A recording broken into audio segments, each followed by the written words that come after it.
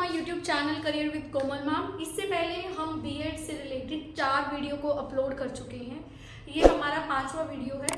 अगर आपने वो 4 वीडियो नहीं देखी है तो डिस्क्रिप्शन बॉक्स में मिल जाएगा, अदरवाइज प्लेलिस्ट मिल जाएगी पूरा चैनल में जाके, तो आप पूरे वीडियो को देख सकते हो। उसमें बीएड क्या होता है, बीएड के बाद हम क्या क्या जॉब कर सकते हैं, गवर्नमेंट टीचर कैसे लग सकते हैं, प्राइवेट टीचर कैसे लगते हैं, उन सब चीज़ों के बारे में हमने देखा है। तो अब बीएड में कुछ ऑप्शंस देख लेते हैं। जैसे मैंने आपको बताया था, हमारा एक पीआरटी होता है, एक टीजीटी होता है और एक पीजीटी होता है। ठीक है, ये चीज़ें मैंने आपको बताई थी। अब अगर मैं पीआरटी के लिए बात करूं, इससे पहले क्या था, अभी हमारी गवर्नमेंट ने एक नोटिस निकाला था, मतलब कुछ टाइम पहले तक क्या था कि भाई अगर कोई बच्चा ग्रेजुएट है, कोई स्टूडेंट ग्रेजुएट है, ग्रेजुएट करने के बाद उसने बीएड करा है, तो वो दोनों चीज़ों के लिए एप्लीकेबल होता था, पीआरटी के लिए और टीजीटी के लिए भी। ठीक है, लेकिन अभी गवर्नमेंट ने एक नोटिस निकाला है कि भाई ऐसा नहीं हो सकता। अगर कोई बच्चा ग्रेजुएट है और ग्रेजुएट प्लस बीएड है तो सिर्फ वो टीजीटी के लिए एप्लीकेबल है, पीआरटी के लिए वो एप्लीकेबल नहीं है। तो अगर आप पीआरटी टीचर बनना चाहते हैं तो आप क्या कर सकते हैं। अब ऐसे बहुत सारे बच्चों के दिमाग में ये भी आ रहा होगा, मैम पीआरटी टीचर के अलावा, पीआरटी तो आपने 1 to 5 बोला, अब 1 to 5 के अलावा हमारे पास पीआरटी नर्सरी भी होता है, केजी भी होता है, उसके लिए हमें क्या करना पड़ेगा। तो उसके लिए जो है वो एंटिटी होता था, उसको आप क्या कहते हैं वो नेक्स्ट वीडियो में मैं आपको बताऊंगी। अभी आज सिर्फ हमारा फोकस रहेगा इन तीनों पे कि ये तीनों जो है किस तरीके से आप इनका क्वालिफिकेशन जो है वो क्लियर कर सकते हो। तो अगर मैं बात करूँ पीआरटी की, ठीक है, तो पीआरटी के लिए ना पहले जेबीटी हुआ करता था। ये जो जेबीटी है, ये जो जेबीटी डिपेंड करता था 12th बेस, मतलब इसकी मिनिमम क्वालिफिकेशन थी 12th होना जरूरी था। 12th के बाद ये कोर्स होता था और इस कोर्स के जरिए जो आप अप्लाई कर देते थे किसी भी गवर्नमेंट और प्राइवेट स्कूल में। हालांकि गवर्नमेंट स्कूल में ज़्यादा अच्छा चलता है, जेबीटी के बाद बहुत सारे टीचर रिक्रूट भी हुए हैं।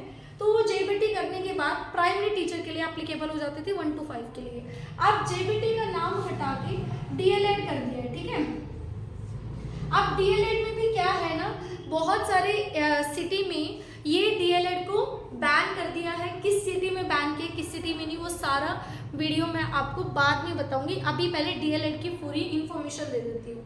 ये डीएल एक एलिमेंट्री एजुकेशन है, डिप्लोमा इन एलिमेंट्री एजुकेशन। ठीक है, तो इसको क्या है ना, डिप्लोमा इन एलिमेंट्री एजुकेशन में आप, ये 2 साल का कोर्स है, ये 2 इयर्स का कोर्स है और ये 12th बेस का कोर्स है। 12th base minimum qualification 12th base होनी चाहिए विथ 50% मार्क्स। ठीक है, अब इस तरह का कोर्स जो है पूरे इंडिया में हर जगह पे एप्लीकेबल है।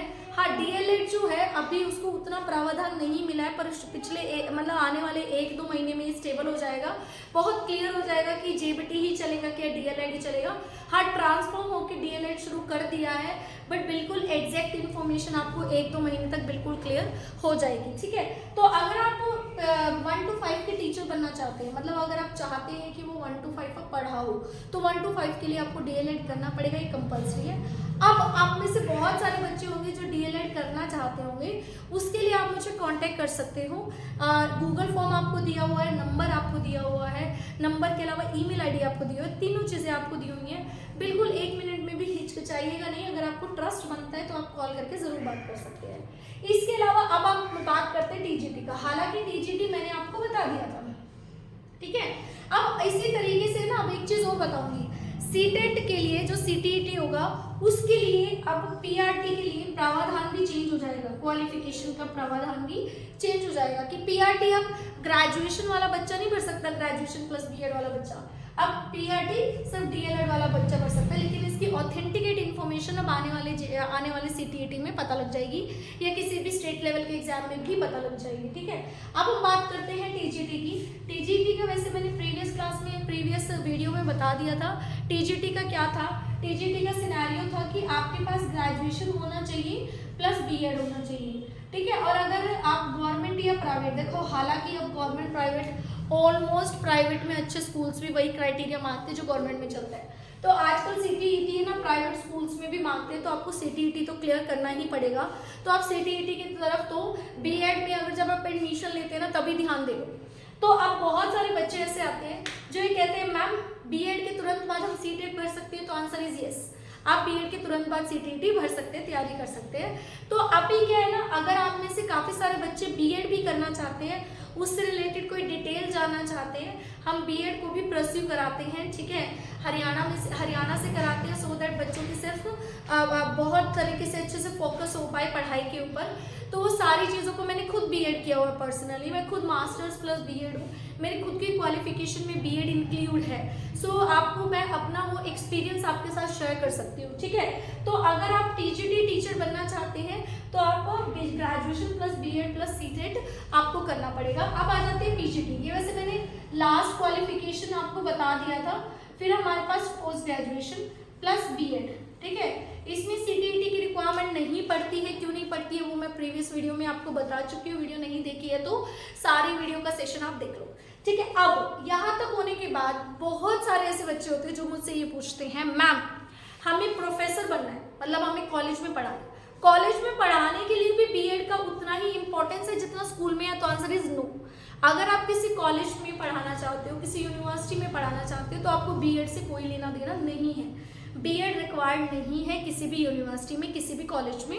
उसमें आपके पास नेट क्वालिफाई होना चाहिए, एमफिल पीएचडी ये सब आपके पास होना चाहिए, रेदर देन मतलब with post graduation. Post graduation तो कंपलसरी है, उसके अलावा आपके पास नेट क्वालिफाई होना चाहिए। फिर आपके पास कुछ गेट वगैरह के एग्जाम्स होते हैं साइंस साइड पे, कुछ एमफिल होता है, पीएचडी होता है, वो सब चीज़ें आपके पास होनी चाहिए, तो आप एक प्रोफेसर बन सकते हैं।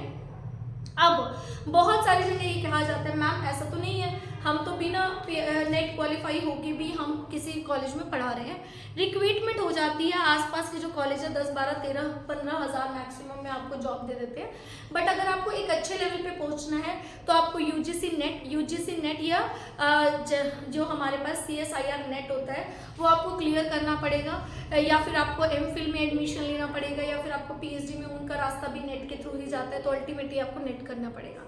तो ये आपको हो गया कि अगर आपको प्रोफेसर बनना है कॉलेज के अंदर, स्कूल में टीचर बनना है, तो वो सारे तरीके मैंने आपको बता दिए, एक निचोड़ बता दिया है कि आप इस तरीके से कैसे टीचर बन सकते हैं। अब सिर्फ एक छोटा सा टॉपिक रह गया है कि अगर आप नर्सरी LKG के बच्चों को पढ़ाना चाहते हैं, उसके लिए आपको कौन सा एनटीटी का कोर्स होता है, उसको अब क्या नाम दिया जाने लगा, कितने टाइप का कोर्स होता है, कैसे कर सकते हैं। तो अगर आप बीएड करना चाहते हैं, डीएलएड करना चाहते हैं, तो आप मुझसे किसी भी तरीके से कांटेक्ट कर सकते हैं। नंबर हो गया, ईमेल आईडी हो गया, गूगल फॉर्म, वो तीनों मैंने डिस्क्रिप्शन में आपको दे रखे हैं। आई थिंक वीडियो आपको बड़ा मस्त लग रहे होंगे, सेशन आपको बहुत अच्छे लग रहे होंगे।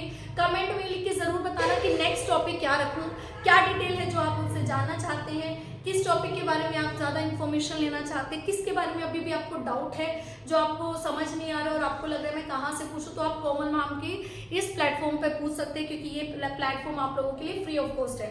उसके अलावा आप अगर किसी जॉब के लिए सर्च कर रहे हैं, कोई जॉब के लिए इन्रोल करना चाहते हैं, कुछ पे आफ्टर प्लेसमेंट के प्रोग्राम चाहते हैं, उसके लिए भी हम बहुत कुछ आप लोगों के लिए लाते रहेंगे। तो आई थिंक आपको अच्छा लगा ये प्लेटफॉर्म, अच्छा लगा ये वीडियो, तो लाइक ज़रूर कर देना, शेयर ज़रूर कर देना। Thank you so much.